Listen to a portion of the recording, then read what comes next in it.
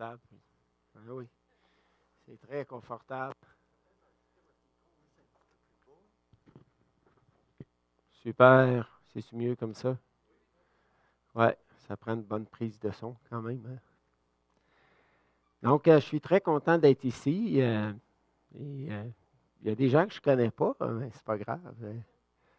Il y en a que je connais. Il y en a que je reconnais à peine. Frank et Wally, ça fait longtemps qu'on se connaît.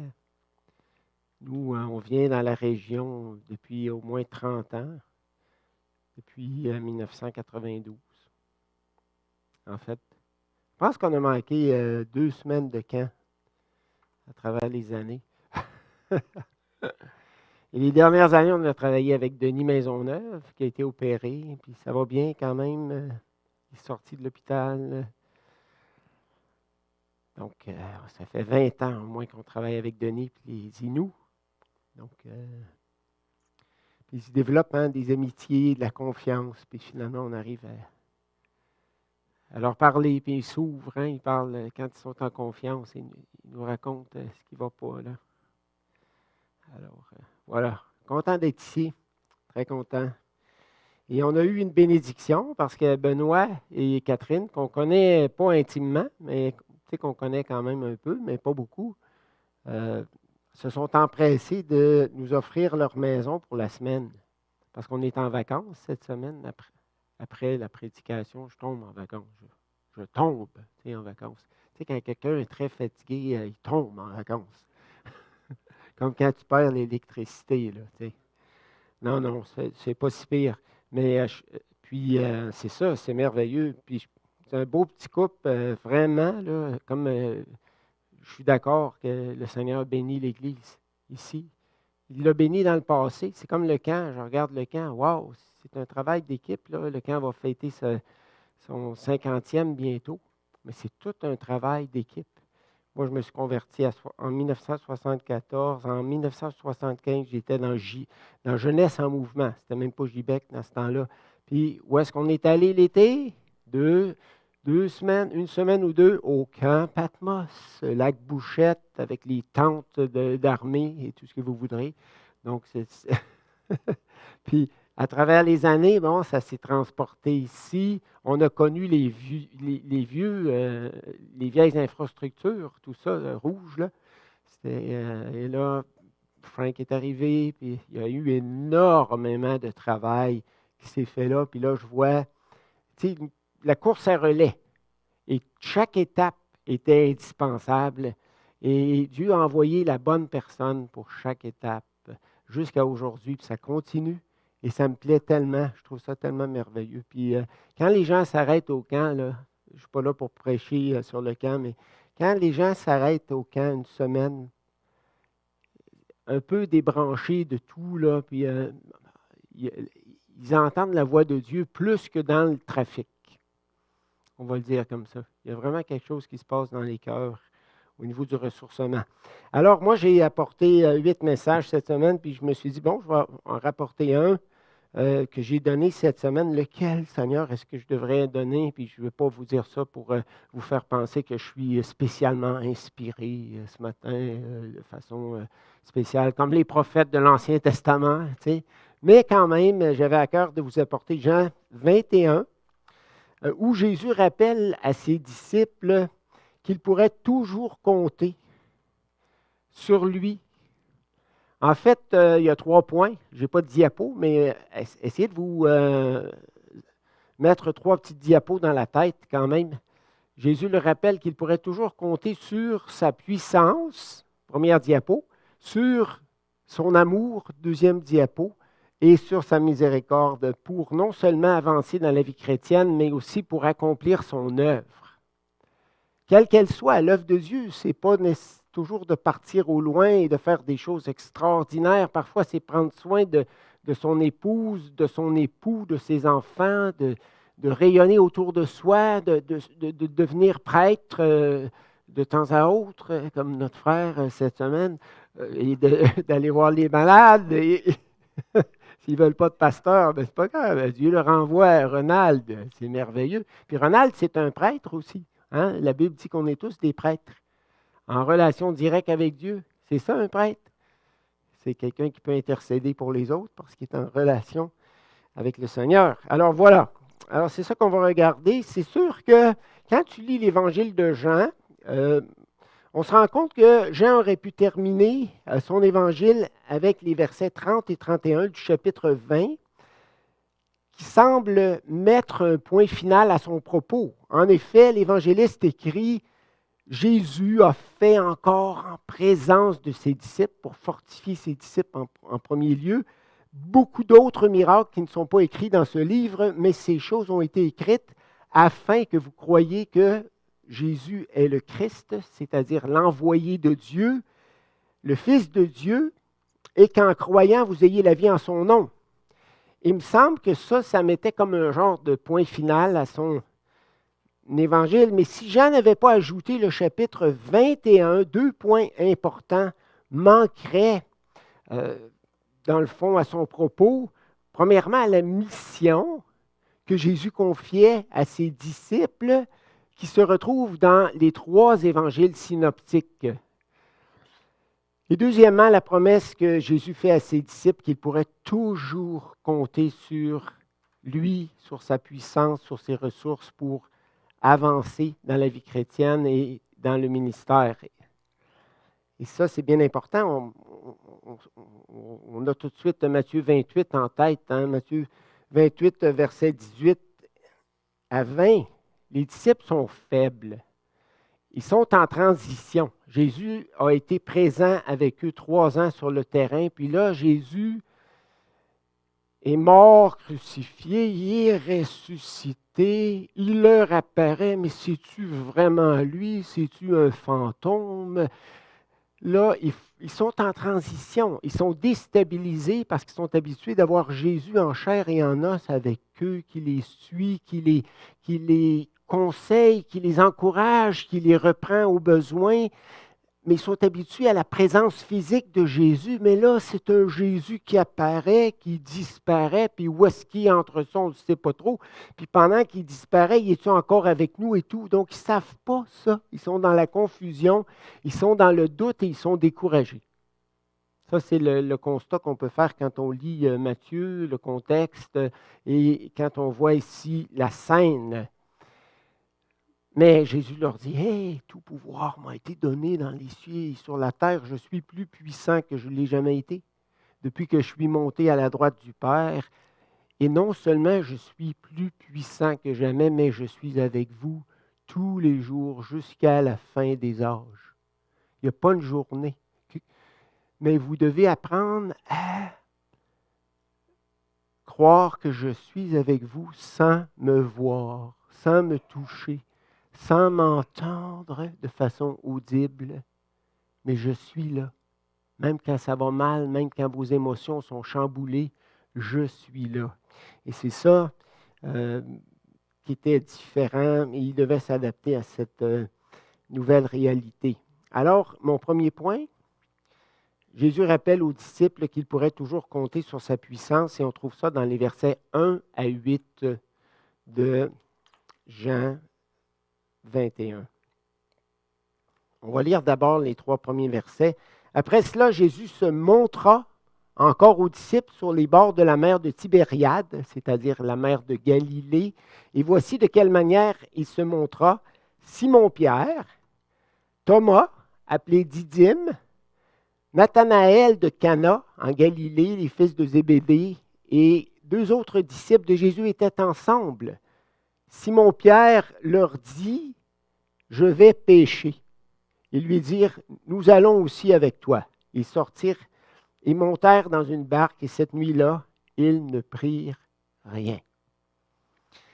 Les disciples étaient sortis de leur cachette de Jérusalem parce qu'ils avaient eu peur. Lorsque les Romains avaient mis la patte sur Jésus, les disciples s'enfuirent et allèrent se cacher parce qu'ils ne voulaient pas que les Romains mettent la patte sur eux non plus. Donc, c'était des hommes comme nous, des gens qui avaient des moments forts dans la foi, mais des moments de faiblesse, des moments de doute, des moments de crainte. Alors, ils sont allés se cacher, puis après ça, ils sont retournés en Galilée, puis il semble qu'ils avaient repris leurs activités professionnelles d'autrefois. Ils savaient que Jésus était ressuscité, mais comme je vous l'ai dit, ils ne savaient pas trop ce que leur réservait la suite des événements. Ils étaient devant l'inconnu. Certains ont pensé qu'ils s'étaient refroidis spirituellement, mais je pense qu'il n'en est rien. Je pense qu'ils étaient simplement dans une période de transition et de confusion. Et ça arrive que Dieu ne nous explique pas tout, ne nous montre pas tout, et qu'on doive quand même lui faire confiance, continuer de lui faire confiance. C'est ça, là. Et ne pas oublier tout ce qu'on a vécu avec lui dans le passé, là.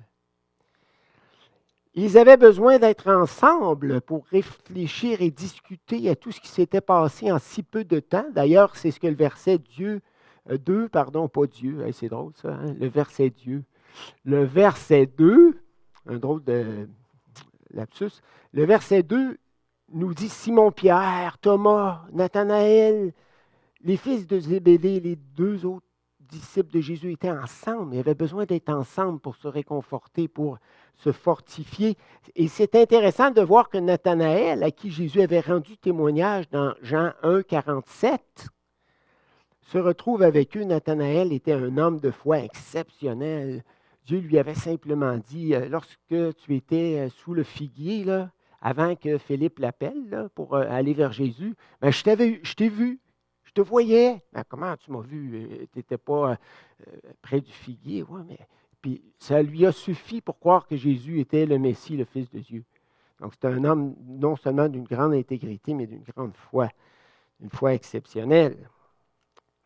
Qu'est-ce qui attendait les disciples? Ils ne savaient pas trop, mais pour eux, une chose était certaine. Jésus qui les avait accompagnés pas à pas durant les 3 dernières années ne serait plus avec eux de la même façon au quotidien, comme je l'ai dit tout à l'heure. Donc, ils devaient vivre un deuil relationnel et un deuil ministériel aussi. Ils étaient déstabilisés.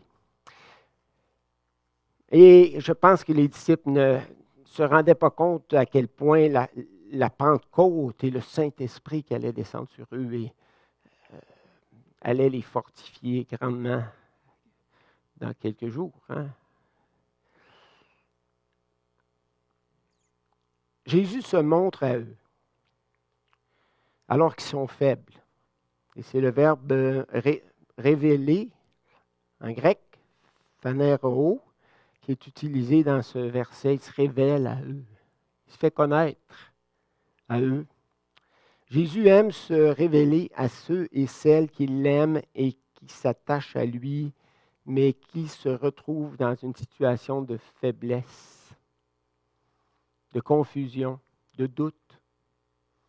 C'est vrai, je pense que c'est toi, Gaétan, qui priais tout à l'heure en soulignant la patience et la douceur de Jésus, mais sa grande patience. Et moi, je l'apprécie.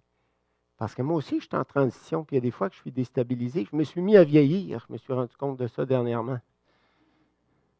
Non, c'est vrai, j'étais trop occupé avant pour me réaliser que je vieillissais, mais là, on dirait que j'ai pris un coup de vieux. Il paraît que ça marche par palier. Hein? Tu arrives à un certain âge. Là. À 50 ans, je me suis mis à faire du vélo. J'ai perdu 50 livres. Tu sais, j'étais dans ma deuxième adolescence, que je n'avais pas eu le temps de vivre à l'âge de 40 ans, parce que j'étais trop occupé.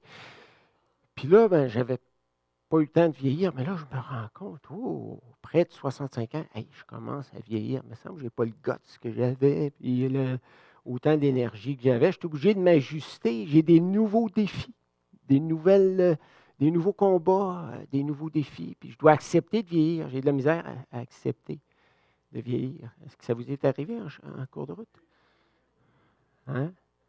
C'est pas facile, vieillir.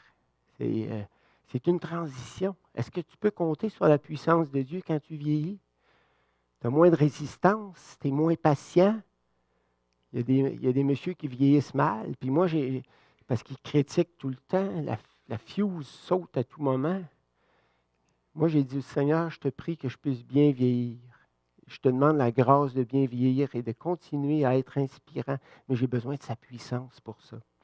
Alors, je reviens à notre texte. Le train qui nous fait compétition. Le verset 3 nous dit que les disciples partirent tous ensemble à la pêche et passèrent toute la nuit à pêcher. Ils savaient que c'était le meilleur temps pour pêcher. Ce n'est pas quand le soleil se lève et qu'il commence à darder là, de tous ses rayons que c'est le temps d'aller à la pêche. Normalement, les poissons montent quand c'est noir, n'est-ce pas? Donc, ils savaient, c'était des professionnels de la pêche, là. Puis peut-être que ça varie d'un endroit à l'autre, mais disons que grosso modo, c'est pas mal ça. Donc, ils n'ont pas pris le moindre poisson, ils n'en ont pas pris un durant la nuit. Et c'est dans ce contexte de faiblesse et de désarroi que Jésus se révèle encore une fois à eux et leur révèle sa puissance. Versets 4 à 6, le matin étant venu, Jésus se trouva sur le rivage, mais les disciples ne savaient pas que c'était Jésus. Jésus leur dit, « Enfants, n'avez-vous rien à manger? » Il avait faim, en plus d'être découragé. Il avait faim, « N'avez-vous rien à manger? » Ils répondirent, « Non. » Il leur dit, « Jetez le filet du côté droit de la barque et vous trouverez. » Ils le jetèrent donc et ils ne pouvaient plus le retirer à cause de la grande quantité de poissons. On se demande pourquoi les disciples ne savaient pas que c'était Jésus. Ne l'avaient-ils pas reconnu? Peut-être que c'était le petit matin, c'était peut-être pas encore le plein matin, le plein soleil, là. C'était peut-être encore un petit peu obscur, ou peut-être qu'ils ne l'ont pas reconnu parce qu'ils étaient à une certaine distance quand même du rivage. Quoi qu'il en soit, Jésus leur parle avec sollicitude, avec amour, et leur dit « Enfants ». Imaginez, des gros hommes poilus, là, robustes. Enfants, paidia, petits-enfants. Des fois, le terme était utilisé pour amis, mes enfants. C'est le sens du terme grec. C'est un sens affectif. N'avez-vous rien à manger? Jésus, on pourrait dire, était une mère pour eux. Ils lui répondirent non et Jésus leur dit alors de jeter le filet sur le côté droit de la barque. Et pour une raison qu'on ignore, ils obéissent. Pourquoi est-ce qu'ils obéissent à l'étranger qu'ils n'ont pas reconnu? Ils obéissent à cet étranger et prennent une grande quantité de poissons. Et en mentionnant ce récit, Jean voulait certainement transmettre une leçon spirituelle à ses lecteurs. Lorsque nous sommes épuisés, découragés, faibles, il n'en tient qu'à nous de faire appel à Jésus pour jouir de sa puissance. Vous vous demandez peut-être parfois pourquoi Dieu permet des épreuves dans votre vie, mais c'est pour vous rendre faibles. Parce que la vieillesse peut nous rendre faibles, mais aussi l'épreuve. On peut être jeune et déterminé, avec un caractère très fort, une discipline de soi impeccable, et Dieu nous plonge dans la faiblesse. Pourquoi? Parce qu'il veut qu'on s'appuie sur sa puissance. Il veut qu'on découvre sa puissance tôt dans la vie. Alors même si, et c'est spécial parce que quand on fait des pas de consécration envers Dieu dans la vie chrétienne, généralement, ça commence par des épreuves. Notre nouveau ministère, notre nouvelle phase de ministère commence par des épreuves. Pourquoi? Dieu désire nous rendre faibles pour développer notre réflexe de faire appel à sa toute-puissance. Et lorsque tu te débranches de ta petite batterie, puis que tu te branches sur la batterie de Dieu, là, heureusement que Dieu protège le fil, là, parce que ça exploserait. Là, tu te branches sur un pouvoir incroyable, puis au début, tu n'es pas habitué à ça, mais là, tu vois que Dieu te permet de faire des choses que tu n'avais pas la force de faire, que tu n'avais pas le courage de faire, que tu penses, qui te semblait, qui t'apparaissaient comme des montagnes. Et Dieu te permet de les faire et d'avancer et de persévérer. Puis plus tu fais ça, plus tu te débranches de ta petite batterie pour te brancher sur sa puissance, plus tu aimes ça. Au point de dire, comme l'apôtre Paul, c'est quand je suis faible que je suis fort et je me plais dans la faiblesse à cause de ça.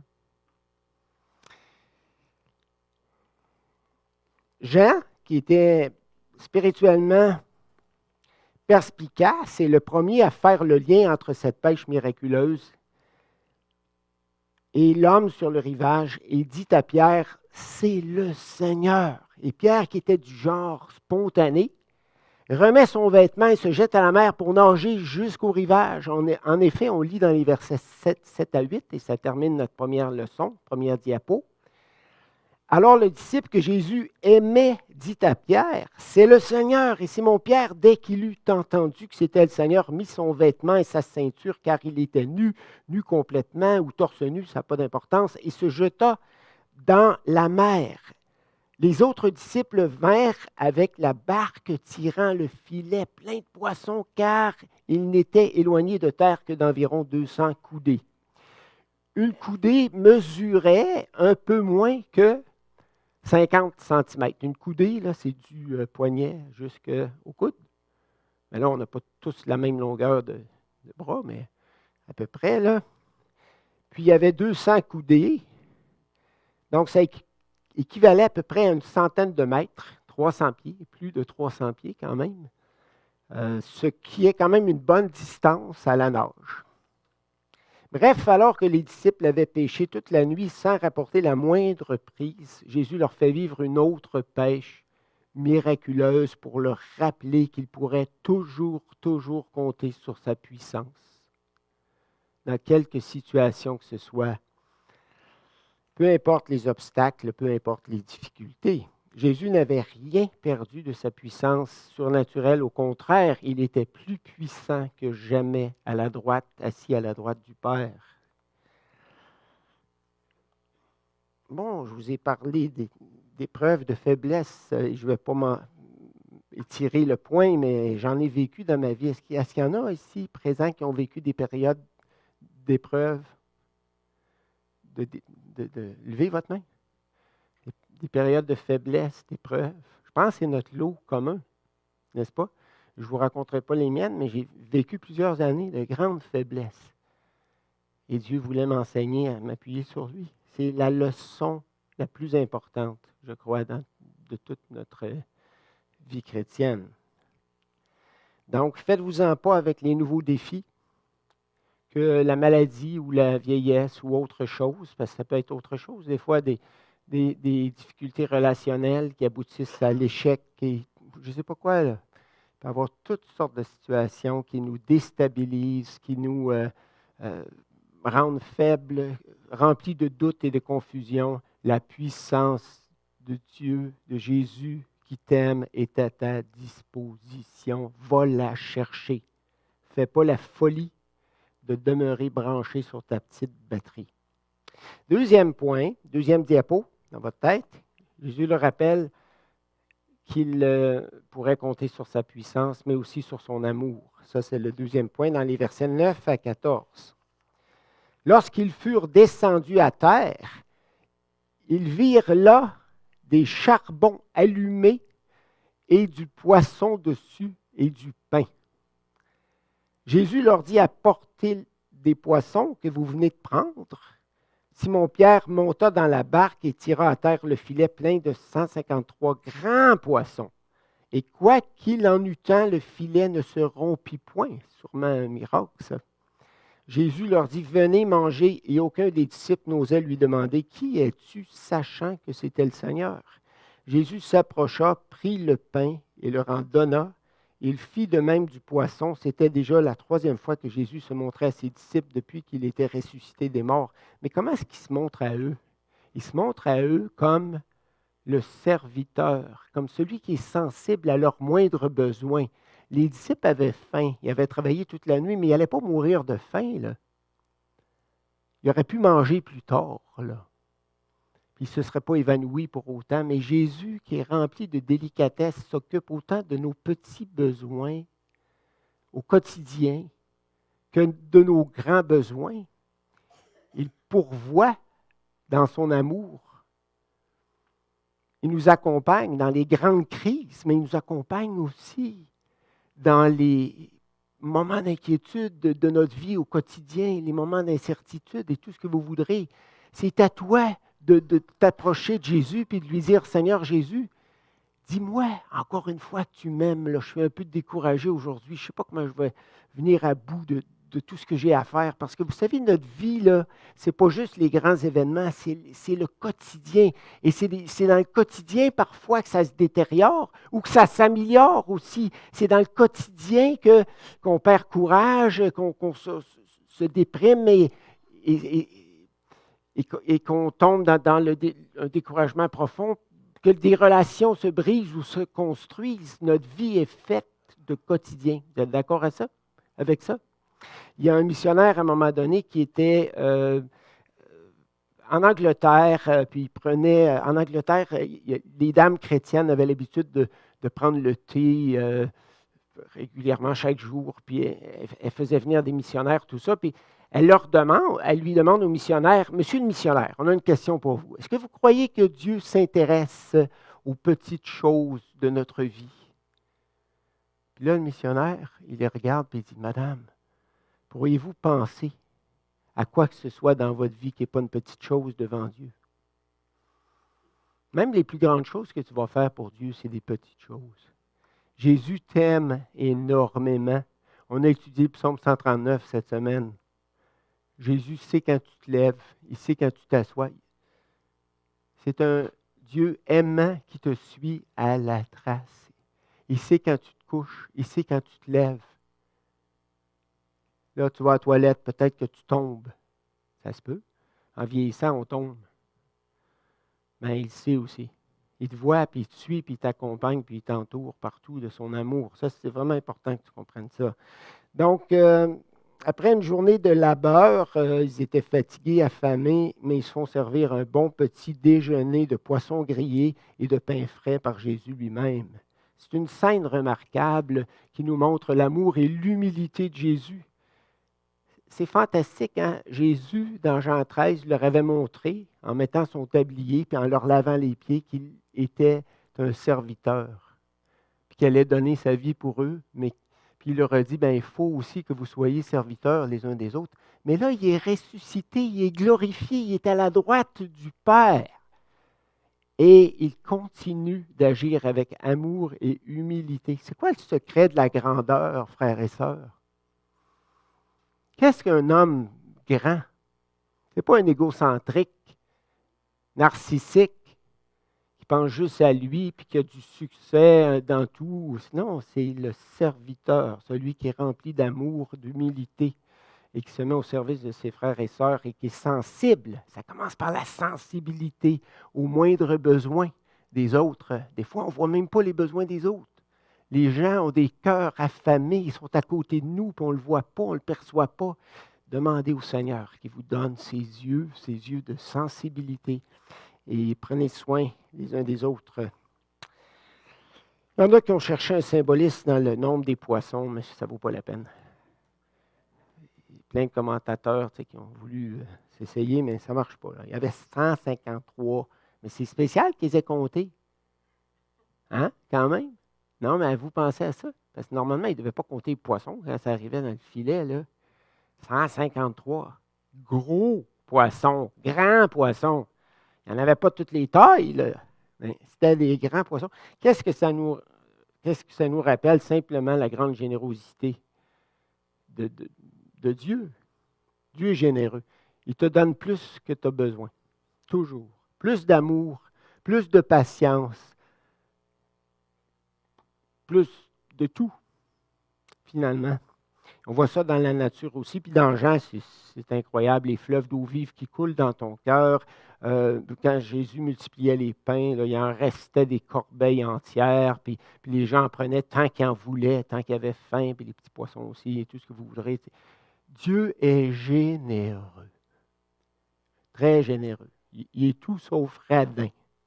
Et il nous aime infiniment. Et si on pouvait juste comprendre un petit peu plus à quel point il nous aime. Verset 12 présente un certain paradoxe. Nous lisons, Jésus leur dit, venez manger, et aucun des disciples n'osait lui demander, qui es-tu, sachant que c'était le Seigneur. Voyez-vous, il savait que c'était lui, puis il en doutait en même temps. Donc souvent, c'est ça notre foi. Hein? On n'est pas prêt à tout renier, mais en même temps, on n'a pas une foi entière. On est un petit peu entre deux.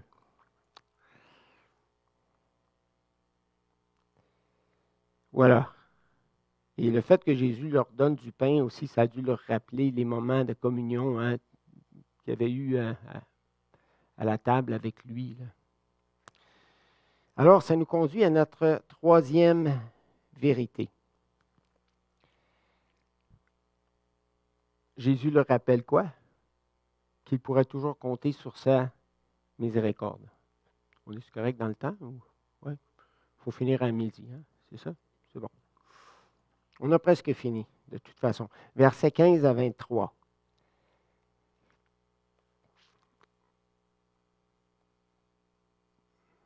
D'abord, Jésus rappelle à Pierre et par ricochet aux autres disciples l'importance de reconnaître humblement nos fautes. Ça, c'est vraiment important. Ce n'est pas très, très répandu dans notre monde évangélique. Moi, j'ai été élevé dans une famille catholique. Bon, il y a des choses que je considère moins fortes aujourd'hui, point de vue doctrinal, particulièrement concernant le salut éternel, l'appropriation du salut, mais il y a des choses qui étaient excellentes. Le mea culpa, mea maxima culpa. Tu sais, il y avait une certaine révérence. Tu rentrais dans un bâtiment d'église, puis tu t'examinais toi-même pour voir si devant Dieu, tu avais commis des fautes, si tu avais fait de faux pas, si tu lui avais été désagréable, si tu avais violé ses commandements. Il y avait un examen du cœur que je retrouve moins facilement dans le monde évangélique. Ça fait quand même plus de 45 ans que je suis dans ce monde-là. Ça ressemble plus à un poulailler, des fois. Mais je ne veux pas être méchant, là. Mais vous comprenez ce que je veux dire? On parle beaucoup, puis on est content de se voir. C'est pour ça, c'est parce qu'on est joyeux. Mais en même temps, il y a comme un besoin pour grandir spirituellement de s'arrêter et d'examiner nos cœurs. Ça, c'est vraiment important. C'est ça que Jésus va montrer à Pierre ici. En effet, nous lisons au verset 15, après qu'ils eurent mangé, Jésus dit à Simon-Pierre, écoutez, c'est important, puis là, il dit ça devant tous les autres. Il n'y a rien qui nous montre dans le texte que Jésus aurait pris Pierre à part et qui lui aurait chuchoté à l'oreille ces choses-là. Il dit ça devant tout le monde. Simon, fils de Jonas, m'aimes-tu plus que m'aiment ceux-ci? Comme tu l'avais dit avant de me renier, là. Je ne sais pas avec quel genre de voix il a répondu, mais il lui répondit, « Oui, Seigneur. » D'après moi, la voix était assez timide. « Oui, Seigneur, tu sais que je t'aime. » Je suis certain la voix n'était pas aussi forte qu'avant le reniement. Là. Jésus lui dit, « Paie mes agneaux. » Je te fais confiance. Paie mes agneaux. C'est comme s'il rétablissait devant les autres disciples, publiquement.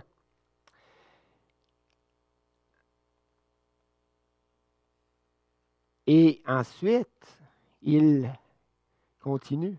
« M'aimes-tu vraiment? » Deuxième fois.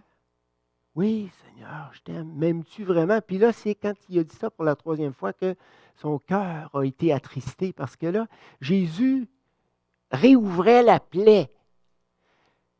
Pierre s'était empressé d'enterrer son reniement. Mais il n'avait rien réglé, il n'avait pas été à la source. Là. Pourquoi tu m'as renié? Ben, c'est parce que tu es super enthousiaste et que tu comptes sur tes propres ressources, sur ton enthousiasme, ta détermination personnelle, mais tu as failli, tu n'as pas réussi à résister aussitôt que la pression a monté moindrement, tu m'as renié. Pierre a enterré tout ça. Puis il y a un détail dans le texte qui nous montre à quel point il avait enterré ça. Il vivait dans le déni. Vous savez ce que ça veut dire vivre dans le déni? Tu as un péché. OK? Je ne parle pas de petits péchés. Tu sais que on est tous égoïstes, on est tous orgueilleux, mais tu as quelque chose dans ta vie de majeur que tu devrais régler, mais tu ne veux pas le voir. Tu ne veux pas le voir. Puis souvent, tous les autres autour de toi le voient, mais toi, tu ne le vois pas, mais tu t'obstines à ne pas vouloir le voir. Mais tant que tu n'accepteras pas de le voir, tu ne vas pas grandir dans la foi. Et je connais des croyants qui étaient impatients, colériques, il y a 30 ans, puis ils sont encore aujourd'hui. Ils n'ont jamais voulu voir. Et ils vivent dans le déni depuis toutes ces années. Ça peut être l'égocentrisme, ça peut être l'immoralité, peu importe. Mais à un moment donné, il faut que tu laisses Jésus. Jésus t'aime, voyez-vous. Cette leçon-là arrive en troisième, ce n'est pas pour rien. Jésus te rappelle que tu peux compter sur sa puissance, il te rappelle que tu peux compter sur son amour, mais là, après ça, il dit, garde, puisque je t'aime et que je ne vais jamais te retirer mon amour et que je ne vais pas cesser de t'aimer et joue pas à cache-cache avec moi, je sais tout de toi. Je connais tes moindres pensées, je connais tes paroles avant même que tu les exprimes. Psaume 139. Tu n'as rien à me cacher et je t'aime même si je connais tout de toi. Moi, je me demande quel humain continuerait de m'aimer si je leur racontais tout de moi. Mes moindres pensées, mes moindres défauts. Je ne sais pas. Alors, Jésus dit, écoute Pierre, m'aimes-tu vraiment? Puis il veut que Pierre, lui, cesse de vivre dans le déni. C'est bizarre, hein, parce que même les alcooliques anonymes là, qui se sont inspirés dans le fond du christianisme, de principes chrétiens, disent, tant que tu n'as pas reconnu que tu étais alcoolique, tant que tu n'es pas capable de te mettre devant le groupe et de dire, je suis alcoolique, tu ne peux pas t'en sortir. Mais nous, on a le Saint-Esprit, on a Jésus qui nous aime. Il faut que tu te mettes dans la glace et tu dis, je suis un égoïste. Je ne suis pas gentil avec mon épouse. Je suis impatient et méchant avec elle. Mets-toi devant le miroir, là, puis dis, Seigneur Jésus, je sais que tu m'aimes et à cause de ça, je suis capable de me mettre devant le miroir, puis je vais cesser de vivre dans le déni. J'avoue, je confesse et je te prie, Jésus, dans ta grande miséricorde, non seulement de me pardonner, mais de me rendre plus fort, de me délivrer de ce problème-là, parce que c'est ça qui se passe dans le texte ici. Ce n'est pas juste que Jésus va lui pardonner, mais il dit, garde, Pierre, tu as toujours fait ce que tu voulais, comme tu voulais, impulsivement jusqu'à présent, mais un jour, là, quelqu'un va te conduire où tu ne voudras pas. Mais tu vas accepter d'être conduit de cette façon-là et tu vas mourir pour moi. Tu vas accepter de mourir pour moi. Tu as eu peur de déplaire avant la crucifixion, puis tu m'as renié pour ne pas déplaire aux gens qui t'entouraient. Mais là, un jour, tu vas aller au martyre et tu ne vas pas reculer. Parce que je vais t'avoir transformé. Pourquoi? Parce que tu vas avoir arrêté de vivre dans le déni, puis tu vas avoir confessé ton péché, puis je vais te pardonner, puis je vais te fortifier, puis je vais te transformer. Et c'est merveilleux de voir que 3 décennies après, et quand Jean a écrit son évangile, Pierre est mort. Il est mort martyr à Rome, probablement sous Néron, l'empereur Néron. Mais 3 décennies après, là, Pierre écrit des lettres extraordinaires. 1 et 2 Pierre. Allez lire ces 2 lettres-là si vous voulez constater la transformation que Jésus a opérée dans le cœur de l'apôtre Pierre. C'est plus le même homme. C'est lui qui exhorte les croyants qui souffrent à endurer, à souffrir pour Jésus, en suivant, en se laissant inspirer par l'exemple de Jésus et tout ce que vous voudrez. C'est plus le même Pierre, pantoute. C'est plus l'impulsif qui a une vie chrétienne en montagne russe. C'est un homme solide, un homme profond.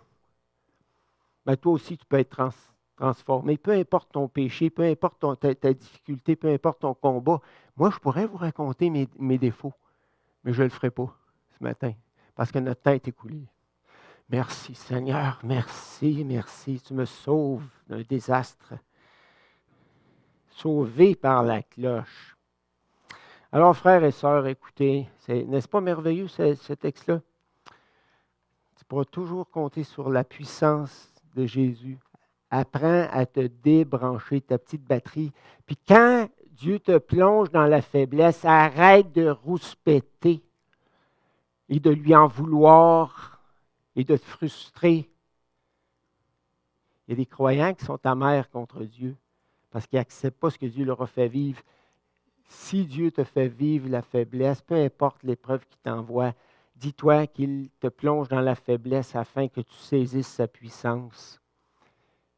Et si tu te sens abandonné, seul, découragé, dis à Jésus en te levant le matin, Seigneur Jésus, je ne vais pas faire un grand culte personnel ce matin, mais j'aimerais que tu me rappelles à quel point tu m'aimes.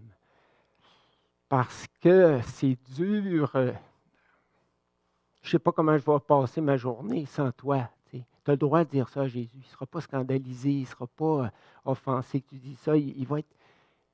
Jésus était ému de compassion lorsqu'il voyait la moindre personne souffrante, la personne qui était à l'envers. Il était ému de compassion, mais c'est le même Jésus. Le même Jésus qui a servi un petit déjeuner. Imaginez comment c'est délicat, Jésus qui prépare le petit déjeuner comme un serviteur pour ses disciples. C'est le même Jésus. Il va venir à la course vers toi, puis il va dire, mon enfant, il va te donner un hug, même dans un temps de confinement. Et M. Legault ne pourra pas l'attraper, ni la police, parce qu'il a le droit de te donner une accolade. Jésus est là, toujours présent. Voilà.